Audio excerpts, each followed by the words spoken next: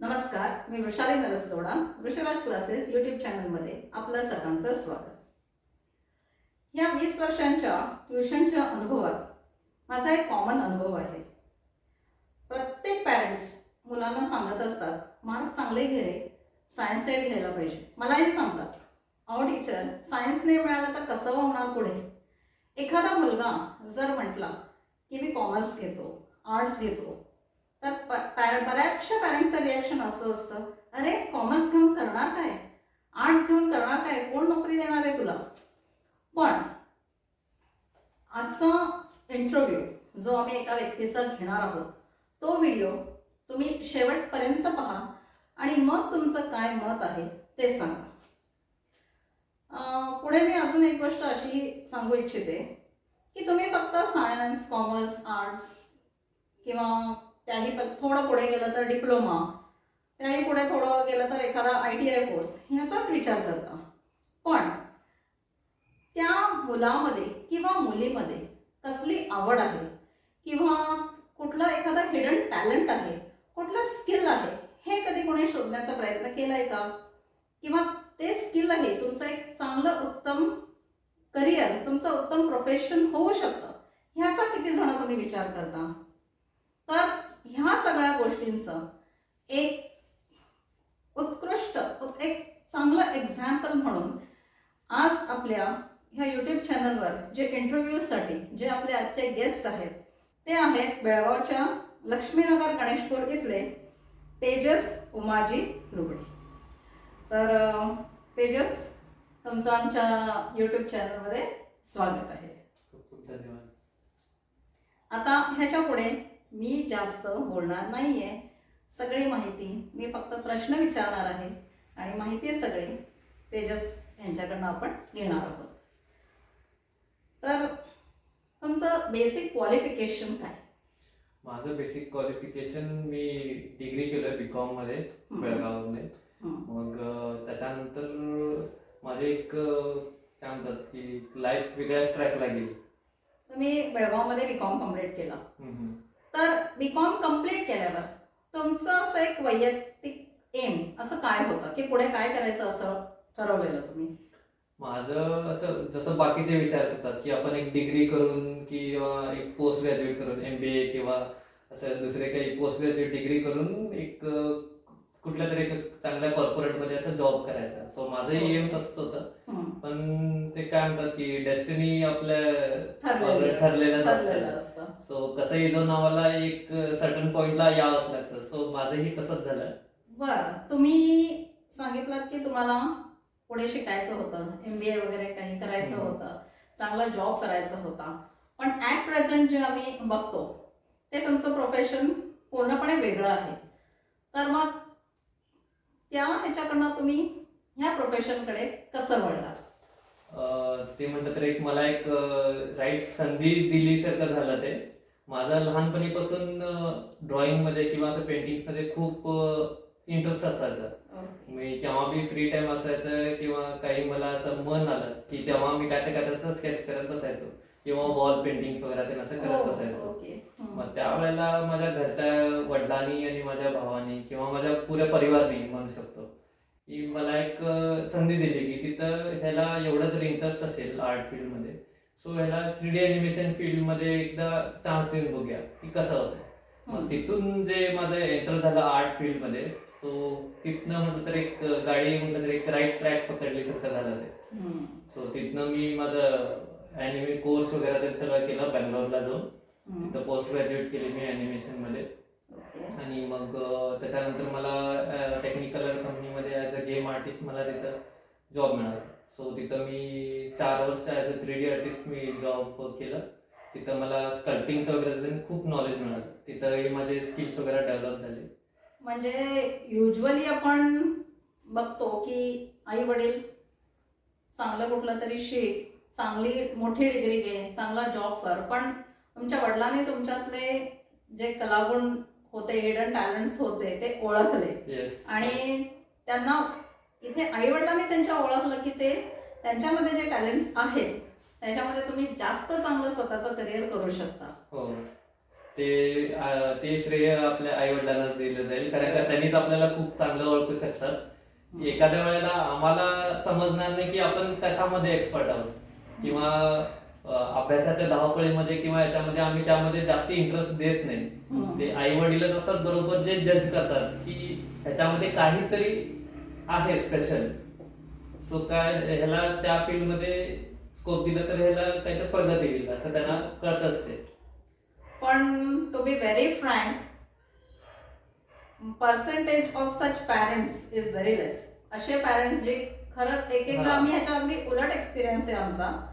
Please don't take it personally, पण हा खरंच एक्सपिरियन्स आमचा असा आहे की एखादे आमचे स्टुडंट जेव्हा म्हणतात की मला डान्समध्ये इंटरेस्ट आहे किंवा मला अमुक अमुक एक आर्ट शिकायचं आहे, तर बरेचसे पॅरेंट्स असे आहेत की सपोर्ट करत नाहीत. यू आर लकी वन की तुम्हाला ते ओळखून तुम्हाला ह्या मार्गाला पाठवलं पॅरेंट्सनी. पुढे कुठलाही प्रश्न विचारायच्या आधी मला तुम्हाला हे तुमच्या सगळ्या हे मॉडेल्स बघून एक प्रश्न असा मनात येतो की ॲट प्रेझेंट तुमच्या कामाचं स्वरूप काय आहे, म्हणजे तुम्ही काय काम करता? आता सध्याला तर मी हे गणपतीचे मूर्ती किंवा शिवाजी महाराजांची मूर्ती असे बरेचसे ऑर्डर आता भेटत आहेत. म्हणजे हे पण आपलं आता कसं स्टार्टअप आहे जस्ट. सो ह्याच्यामध्ये पण आता चांगला रिस्पॉन्स मिळालाय पब्लिकचा.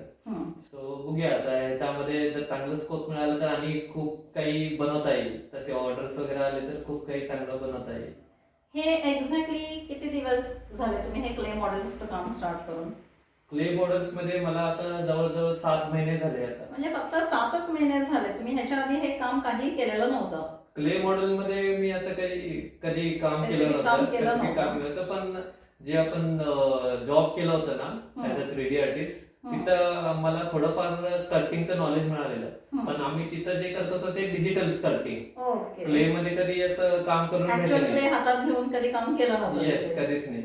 म्हणजे हे फक्त आता 7 महिने झाले तुम्ही क्ले हातात घेऊन स्वतः ह्याच्यावर एक्सपेरिमेंट आता स्टार्ट केले? हो. गुड. इवन यांचे हे क्ले मॉडेल्स बघून वाटत नाही की त्यांनी फक्त 6 ते 7 महिने फक्त ह्याच्यामध्ये काम केलंय. हे अगदी म्हणजे ह्याच्यामध्ये एक्सपर्ट असल्यासारखे त्यांचे मॉडेल्स आहेत. आणि मी असं ऐकलं की तुम्ही कुठले क्लासेस पण घेता, ते कुठले क्लासेस घेता? मी आता जस्ट स्टार्ट केलंय. छोट्या छोट्या मुलांना ड्रॉइंग क्लासेस वगैरे ते स्टार्ट केलंय. ओके, ड्रॉइंग क्लास घेता? Yes yes. सो मी बेसिक फाउंडेशन पासून त्यांना स्केचेस किंवा पेंटिंग पर्यंत हे आता शिकवायचा हे निर्णय घेतलाय. सो आता रिस्पॉन्स पण खूप चांगले भेटत आहेत, स्टुडंट्स पण तसे येत आहेत. सो बघूया आता पुढं कसं चांगलं होईल प्रगती. ह्याच्या आधी तुम्ही सांगितलं की तुम्ही बँगलोरमध्ये जॉब करत होता. ओके, जॉब तुमचा खूप चांगला पोस्टचा चांगला जॉब होता आणि ॲट प्रेझेंट तुम्ही हे क्ले मॉडेल्स करताय, क्लासेस घेताय. तर ह्या 6 महिन्यामध्ये हे चेंज होण्याचं कारण काय? हे चेंज होण्याचं कारण म्हटलं तर आता पुऱ्या जगभराला तर आता कळालंयच की ह्या पॅन्डेमिकमुळे खूप जणांना काही अगदी. सगळ्यांचे लाईफ स्ट्रगलिंग मध्ये गेले. सो माझंही त्यात काही तसंच झालंय. मग माझी फॅमिली घेऊन मी बेंगलोरला होतो. पण तिथं कसं ह्या पॅन्डेमिकमुळे मला वापस बेळगावला यावं लागलं किंवा रिलोकेट म्हणू शकतात. कारण का असल्या सिच्युएशन मध्ये फॅमिलीला घेऊन सिटीच्या बाहेर जाणं हे खूप कठीण आहे. सो मी इथं येऊन काहीतरी जॉब करायचा निर्णय घेतला. पण फ्रीलान्सिंग वगैरे ते सर्च केलं, मला त्यात काही रिस्पॉन्स मिळाला नाही. सो माझं जे तिथं प्रोफेशन होतं डिजिटल स्कल्पटिंग, सो मी एक थॉट दिलं की इथं एक त्याचा प्रयत्न करून बघूया. पण इथं खरं कसं क्ले मॉडेलिंग मध्ये एक मला एक छोटंसं काय म्हणतात वर्कशॉप सापडलं. जे कुंभार जे आहेत आपल्या बेळगावमध्ये, ओके, त्यांच्या हाताखाली मी एक 4 महिने तरी काम केलं. मग तिथं मला ते टूल्स वगैरे ते कसं यूज करायचं, मातीमध्ये त्यांनी गणपती वगैरे कसे बनवतात, हे सगळं मला तिथून नॉलेज त्यांनी शिकवलं तुम्हाला? येस. मला आधी ते डिजिटल स्कल्पटिंगचं वगैरे ते नॉलेज होतं, अॅनाटॉमी वगैरे ते. फक्त काय मातीमध्ये कसं ते टूल्स यूज करतात, कारण का आपले जे सॉफ्टवेअर मध्ये जे आपण टूल्स यूज करतो ते वेगळे असतात आणि हे क्ले मधले टूल्स वेगळे असतात. डिजिटल टूल्स हे ऍक्च्युअल प्रॅक्टिकली. येस. सो तिथून हे मला बरंच काही शिकायला मिळालं. मग आता त्याच्यानंतर मी हे आता स्वतःचे किंवा असे गणपतीचे मॉडेल्स किंवा शिवाजी महाराजांचे असे बरेचसे ऑर्डर भेटत आहेत आता. ओके, म्हणजे रिस्पॉन्स चांगला आहे. Yes yes yes. पण खरंच वाटत नाही त्यांनी फक्त हे काम सुरू करून 6 महिने झालेत म्हणून. पण आता जसं तुम्ही सांगितलं की बेळगावला रिटर्न जॉब सोडून रिटर्न यायचं, हा तुमचा स्वतःचा डिसिजन होता ऍक्च्युली. म्हणजे तुमचा your job was not at risk. नाही नाही, तसं काही नाही. तसं जॉब काही वगैरे नव्हतं. रिस्क वगैरे काही नव्हतं. पण हे कसं फॅमिलीला सेफ्टीसाठी, कारण का आफ्टर ऑल आम्ही जॉब करतो ते फॅमिलीसाठीच करतो. फॅमिली आपली सेफ असली तर पुढे काही सगळं सेफ आहे. सो ते डिसिजन घेऊन मला हे जॉब क्विट करून ह्याच्यामध्ये कंटिन्यू करायला लागेल. फॉर्च्युनेटली आय थिंक त्या पॅन्डेमिक पिरियडमध्ये compare to other places Belgaum हे सफिशियंटली सेफ होतं. हो. खरंच. आणि कितीही केले तरी आपलं घर हे खरंच एक सेफ. हा. होय. आणि तुमच्या म्हणजे असं थॉट होताच तुमचं, काहीतरी प्लॅन्स होते की आज ना उद्या तुम्ही आपल्या स्वतःच्या गावी यायचं आणि इथेच काहीतरी करायचं. हो.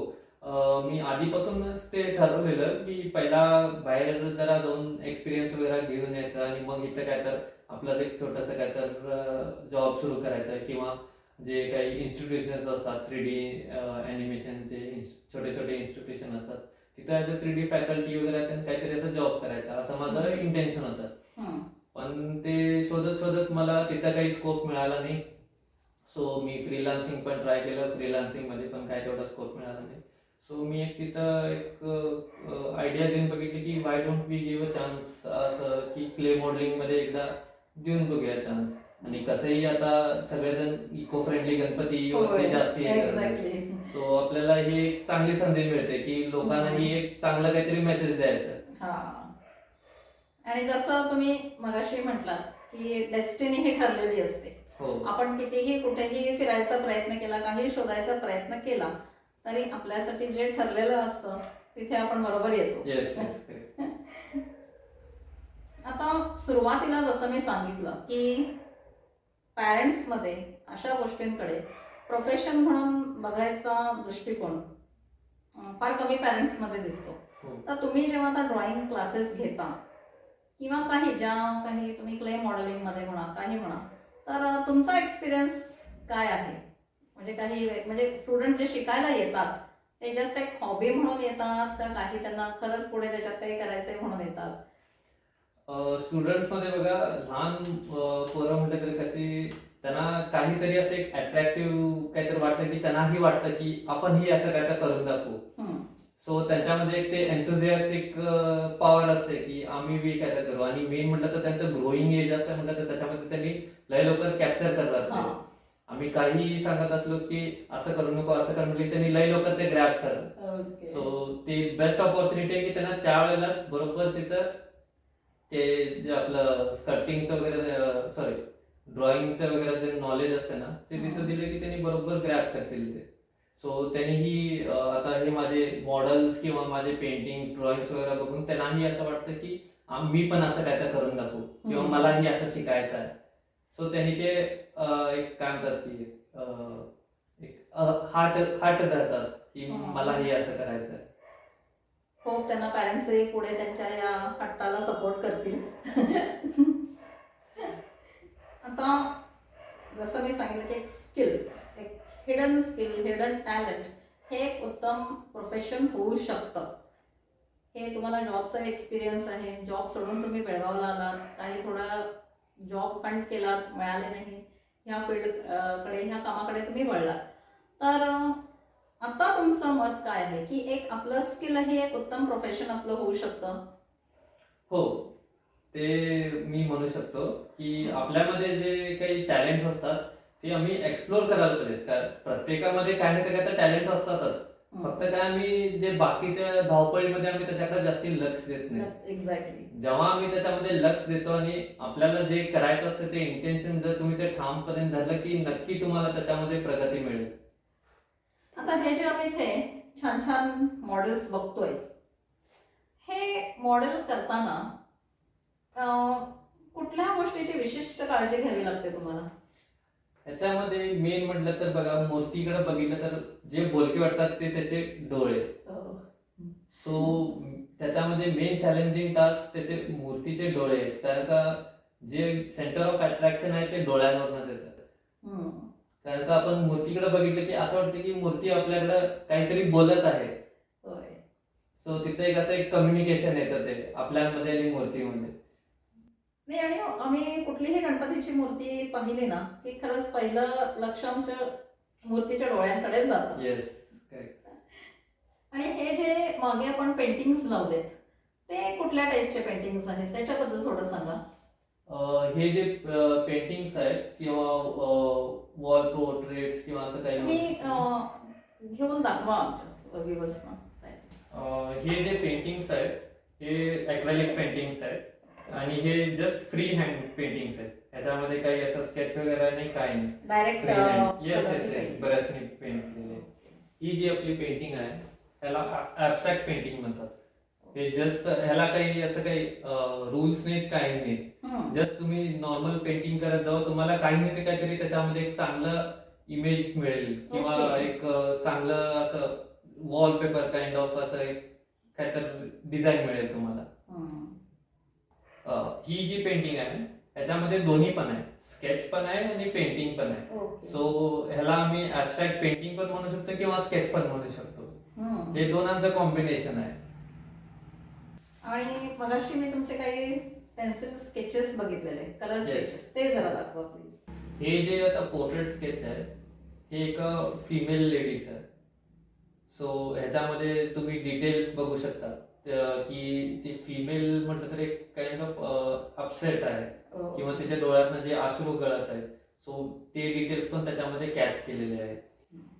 आणि नेक्स्ट जे आहेत हे पोरांना खूपच आवडेल, स्पायडरमॅन त्यांचा फेवरेट कॅरेक्टर. अगदी. सो हे जस्ट एक 6P पेन्सिल्स असतात ना, हा त्यांना बनवलेलं आहे.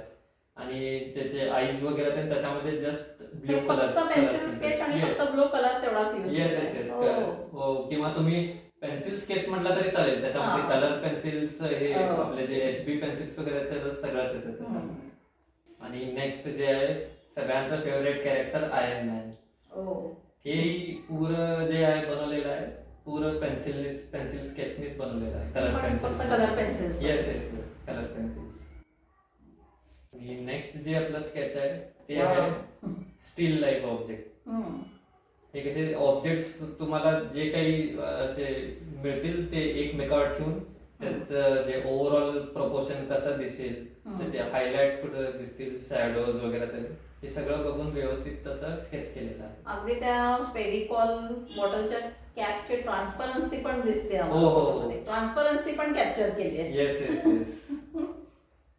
ते किंवा जे सेलो टेपचं जे शायनीनेस वगैरे ते येतं, जे ते बॉक्सवरती जे मायनर डिटेल्स होय. वगैरे ते प्रिंट वगैरे केलेलं असतं ते पण तुम्हाला त्याच्यामध्ये बघायला मिळेल. खूप सुंदर. मी इथे आले ना मगाशी असं ह्या आर्ट स्टुडिओचं असं जस्ट एक निरीक्षण करत होते. ह्याच्यामध्ये मला आणखी एक वस्तू जी अट्रॅक्ट केली ना ते म्हणजे हे त्यांचं हे ब्रश आणि काय काय ह्याच्यामध्ये टूल्स आहेत, तो स्टँड. अगदी एका आर्टिस्टला शोभेल असाच हा स्टँड आहे. तो स्टँडही त्यांनी खूप छान सिलेक्ट केलाय. पण ह्याच्यामध्ये जे इतर काही वस्तू आहेत ना ते मला काहीच समजलं नाही. आम्हाला फक्त शाळेत असताना एक साधा असा हे painting brush 0 number two at the must 5 number ते 6 नंबर एवढेच आम्ही यूज केलेत. पण इथे बरेच काही छान छान टूल्स आहेत, त्यातल्या काही थोड्या टूल्सची माहिती सांगा ना. ह्याच्यामध्ये फक्त ब्रशच एवढं म्हणू शकत नाही, बाकीचे जे टूल्स आहेत हे जे स्कल्पटिंगला आपले यूज होतात हे टूल्स आहेत त्याच्यामध्ये. हे टूल्स घेऊनच जे काय आता तुमच्या मागे असे दाखवा. हे टूल्स घेऊनच जे काय तुम्हाला हे मूर्ती वगैरे ते दिसतात हे सगळे ह्या टूल्सनीच बनवलेले आहेत. सो हे टूल्स तुम्हाला खूप मदत करतील स्कल्पटिंग करताना वगैरे.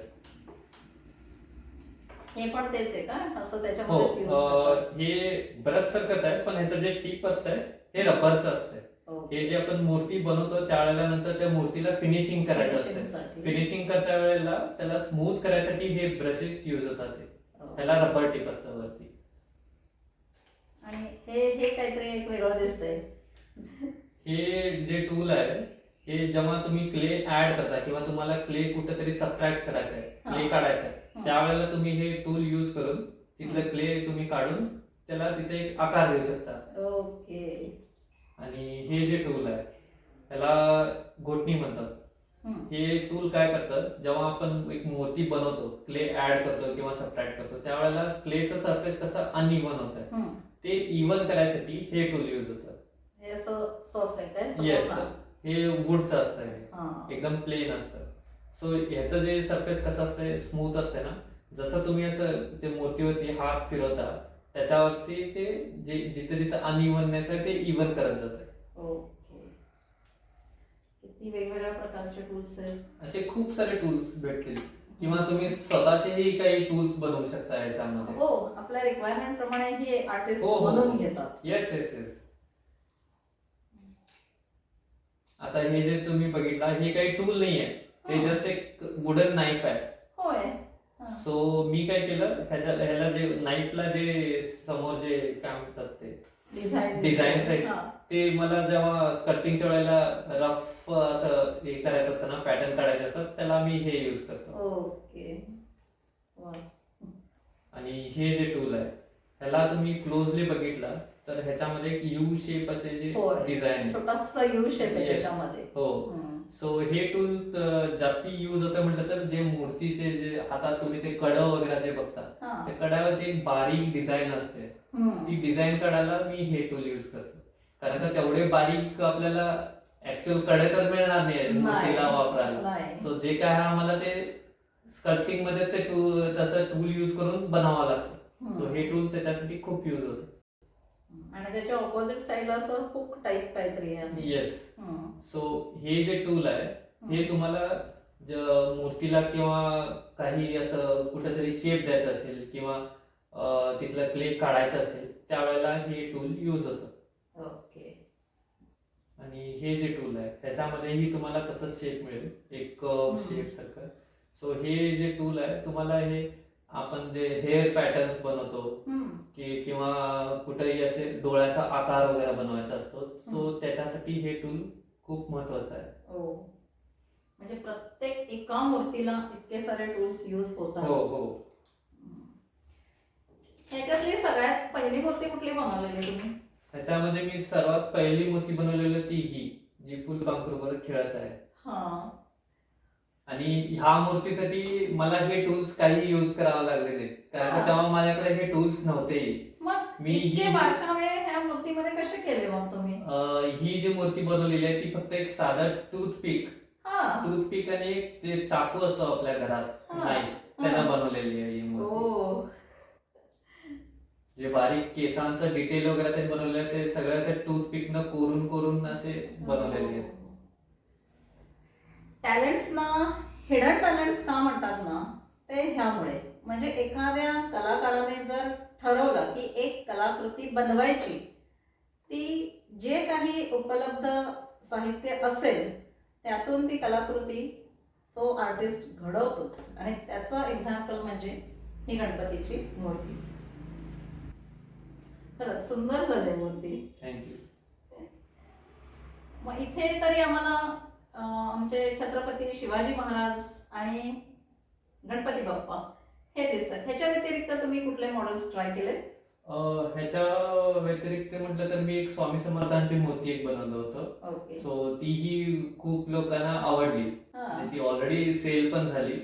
सो आता ह्याच्यानंतर परत आणि एकदा असे काही खूप सारे देव तर आपल्याकडे खूप सारे आहेत आणि देवाने आपल्याला ही कला दिलेली आहे. सो ही कला घेऊन आम्ही खूप सारे असे देवांची मूर्ती बनवू. तसे ऑर्डर्सही भेटले तर लोकांच्या मनाप्रमाणे तसेही आपण काही मूर्ती बनवून देऊ. आता तुम्ही ड्रॉइंग क्लासेस तर तुम्ही घेताय, जर तुम्हाला उद्या काही असे क्ले मॉडेल वगैरे शिकण्यासाठी जर मुलं तुमच्याकडे आली तर शिकवायला आवडेल तुम्हाला? हो हो, नक्की आवडेल. कारण का त्यांनाही काही नाही तर काहीतरी नवीन शिकायचं असतं. मग ते आपल्याकडे जे टॅलेंट आहे ते त्यांच्याबरोबर शेअर केलं तर चांगलंच आहे ना. त्यांनाही म्हटलं तर आपले स्किल्स डेव्हलप करता येतील. जसं मी सुरुवातीला सांगितलं की पॅरेंट्स युजली एक आपल्या मुलामधलं एक स्किल हे त्याचं उत्तम प्रोफेशन होऊ शकतं हे पटकन स्वीकारत नाहीत. पण तुमच्या बाबतीत तर उलट झालं की पॅरेंट्सने तुमच्यातले स्किल ओळखून तुम्हाला करेक्ट त्या आपण म्हणूया ती साईड तुम्हाला सिलेक्ट करायला सांगितली. ह्या व्हिडिओचा कन्क्लुडिंग पण सगळ्यात इम्पॉर्टंट पार्ट, आमच्या व्ह्युअर्सना स्पेशली पॅरेंट्स आणि स्टुडंट ह्या क्लासला तुम्ही तुमच्याकडनं काही असा एक मेसेज देऊ इच्छिता? हो, मी फक्त एवढंच सांगेन पेरेंट्सना की तुमच्या मुलांच्या मध्ये जे काही कला आहेत किंवा त्यांना जे काही इंटरेस्ट आहे करायचं, त्याच्यामध्ये तुम्ही त्यांना अडवू नका. त्यांना जे काही करायचं आहे त्यांच्या मनापासून ते त्यांना करू द्या. कारण का आपण कसं थिंक करतो की बाहेर जसं कॉम्पिटिशन चालतं की मला इंजिनिअरिंग करायचं आहे, मला कॉमर्स करायचं आहे. आपण ह्या थॉटमध्ये आपल्यामध्ये जी कला आहे त्याच्यावरती आम्ही जास्ती फोकस करत नाही. सो त्याच्यावरती जरा फोकस केलं किंवा ते आपल्यामध्ये जे एक हिडन टॅलेंट असतं ते जर तुम्ही त्याच्यावरती जास्ती फोकस केलं तर तुम्हाला त्याच्यामध्ये पुढं चांगलं स्कोप मिळेल. सो मी पेरेंट्सना फक्त एवढंच एक मेसेज देतो की जे आपल्या मुलांमध्ये जे टॅलेंट्स असतात त्यांनाही एकदा सपोर्ट देऊन बघा. त्याच्यामध्ये खूप चांगली प्रगती होईल त्यांची पुढे. नाही, खरंच आहे. म्हणजे तुम्ही जेव्हा एखादं मुलांच्या करिअरचा जेव्हा विचार करता, ते फक्त जे आपण काम ती मुलं पुढे करणार ते फक्त आय थिंक फक्त पैसा कमवणे हा उद्देश असू नये. हो हो हां. आपल्या आवडत्या फील्डमध्ये काम करा, मनापासून काम करा, अगदी जीव ओतून काम करा.